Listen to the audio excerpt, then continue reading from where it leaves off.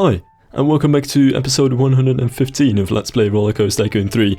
I am not letting go of this game yet, definitely not, though I might actually in the future, once Planet Coaster and Rollercoaster Tycoon World might seem like some good games, but that's really something to talk about later on. And yes, I am buying both of them, but really the reason why this video is so tremendously late, and I haven't uploaded anything in a week, is because I went to Austria last week. And I figured I would at least record a video and keep that uploaded and make it public while I am in Austria. But that didn't happen, or at least it sort of did happen, but only for a little while. Because when I uploaded it at home, I forgot to actually make it private and or planned, that is. And I accidentally made it public and made it private again after 1 second. But then when I made it public in Austria halfway through the week, to at least release a video at Christmas, is for some reason it didn't send into people's subscriber feeds, and I couldn't even find it on my channel's homepage, so I have no idea what I would have actually done in that case, and figured, oh well, whatever, only 60 people actually found the video, which I am sorry about removing it again, but here it is. I've actually recorded this video again to add some new commentary, because the old one had some terribly rushed one that I recorded just in time before my vacation, so in the end, this should probably for the better, and be for the better, and I'm also back, and I've got 1 more week of vacation, so I'll probably be making loads and loads of videos, so at least I should hopefully have more uploads this upcoming period. Now about the game itself, really, I think this is the final episode where I kind of finished these facades, because it was about goddamn time that I finished these facades. It's been taking a very long time. I might still add some extra details. I haven't really finished the lower sides of these facades as much as I would like to, and they still seem very grey, brownish, and really without color. Though I have to be quite honest, I don't know if I want to keep it like that or not, because for one part of it, I feel really on the fence about it, about having such very grey-ish colors around this area, since it doesn't look too appealing, and I'd rather have more bright colors. But then again, this is England, and it's stereotypically England to have grey everywhere and be very gloomy and such. So yeah, I might just add more foliage and change a couple of color schemes a little bit, but this should probably be the overall atmosphere that I do want to go for this area.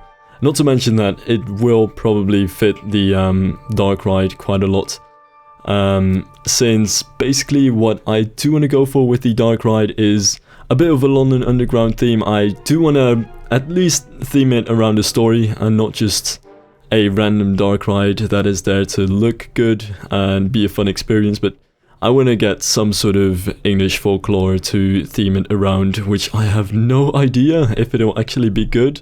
And I really truly hope that it will be good somehow, because this is actually the first time that, if I do finish it, I ever finish a dark ride. It's something that I have barely any experience with, which is really against what I stand for. I usually at least want to do things which I do have experience with and know that I can pull them off, which is definitely not the case for a dark ride.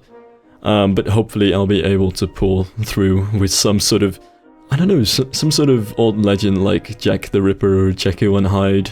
I think stuff like that would be pretty cool. I'm gonna check out and rewatch Heath's videos, or rather I should call him HS Designs today, because he actually has a couple of amazing tutorials on dark rides, and if you're ever looking to make some dark rides, you don't really have too good of an idea where to start, I really suggest you check out HS Designs tutorials, because his dark rides are really good, but he has some videos where he kind of shares his thoughts and the way in which he works, which is really a big eye-opener. And probably without it, I won't even be able to start making a dark ride at all. And at least I have some sort of basic idea and planning behind what I want to do with it. So it should in the end be pretty good, and also pretty fun. I'm sort of looking forward to trying it, though that said, I am really gonna have to try it on an empty sandbox. I've actually gotten more crashes recently. You might see it in the videos. Sometimes I don't know if it is in this video yet, or more in episode 116, but sometimes the video just skips a certain part and teleports from one part of the park to another. I just have some crashes every now and then, and it's quite annoying. I'm gonna have to spastic save a lot more than I did as well, which also further, you know, slows down my progress, but it's pretty damn painful, and I can't really make a dark ride on this park map. I want to keep it as empty as possible, and a dark ride with all the effects and very small detailed scenery on it is definitely not gonna really help this park to actually function. So I'm gonna just have to remove it, really, in the end. The thing that I wanted to do in this little square was to have one of these sort of eating areas outside, which is something which I don't really do too often and should probably do much more often. And I would even say that might count for many more people out there. What some theme parks have here and there is they'll have an area where you just have some restaurants, very small little shops and stalls here and there. And in the middle you've got one very big path or area or some kind of square. And in the middle of that you have these tables which aren't really connected to a specific restaurant or anything, but you can just kind of sit down there and have a little a cup of tea or a crumpet, and that's sort of the thing that I wanted to have here in the middle.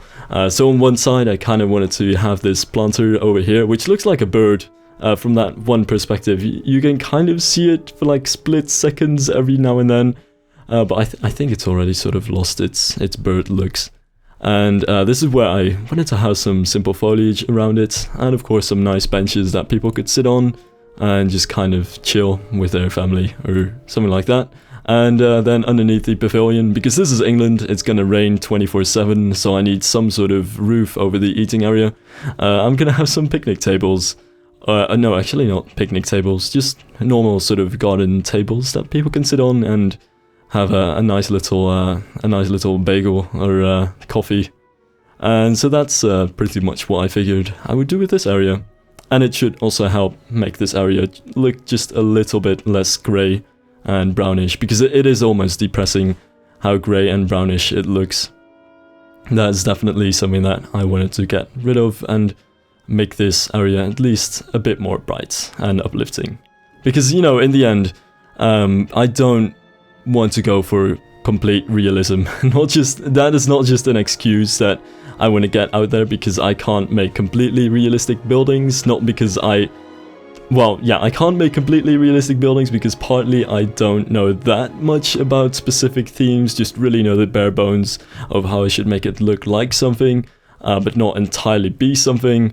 And there just isn't enough custom scenery out there to make 100% recreations of certain themes and styles.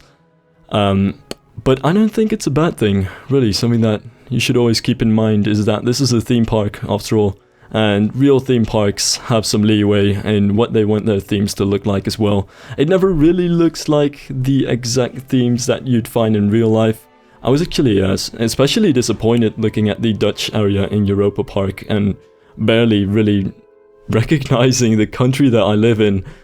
Sometimes theme parks just have a bit of that freedom to make things look whatever they want to, or whatever they can make things look like. And it's, in a theme park, never really realistic. One of the things which, I don't know who it was, so I'm actually very sorry if you were the person who said it to me. I can't remember anymore, but somebody made a comment saying what's kind of funny in the Rollercoaster Tycoon 3 community is how there are all these realistic rock sets, and everybody mixes them to create such beautiful rock facades and mixes them with foliage in beautiful ways, and created such detailed rocky mountains.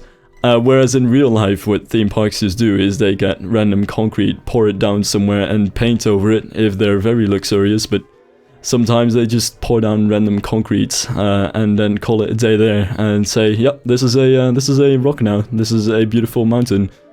Which is very much like to the contrary of that. The Rollercoaster Tycoon 3 parks usually have much more realistic rocks, which I find kind of funny. There's almost more realism in some Rollercoaster Tycoon 3 parks than there is in real life sometimes, which is weird how that can work out. But yeah, the basic message of that random story that went all over the place is that you don't always have to completely stress your realism. Sometimes you just have to go for your fantasy as well, or if you can't really get that perfect level of realism, don't have to worry about it, because real life parks don't do it as well. It might be just a bit more realistic to make your things look not so realistic, as much of a paradox as that is. In any case, I'm running out of time for this episode, so thank you guys for watching, and I'll see you guys in the next episode.